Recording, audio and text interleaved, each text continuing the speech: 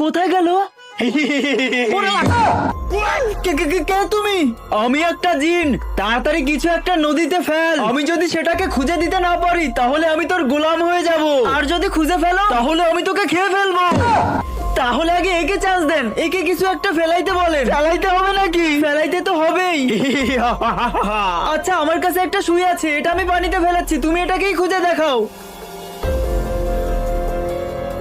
বন্ধুরা, সবাই কিন্তু ইসলামিক ভিডিও দেখে, কিন্তু কেউই কিন্তু সেই ভিডিওতে লাইক সাবস্ক্রাইব করে না। আমি এটাই চাই, যারা যারা শুধুমাত্র ইসলামিক ভিডিও দেখতে ভালোবাসে তারাই শুধুমাত্র এই ভিডিওতে লাইক সাবস্ক্রাইব করবে। এই নে তোর সুই, আমি খুঁজে ফেলছি।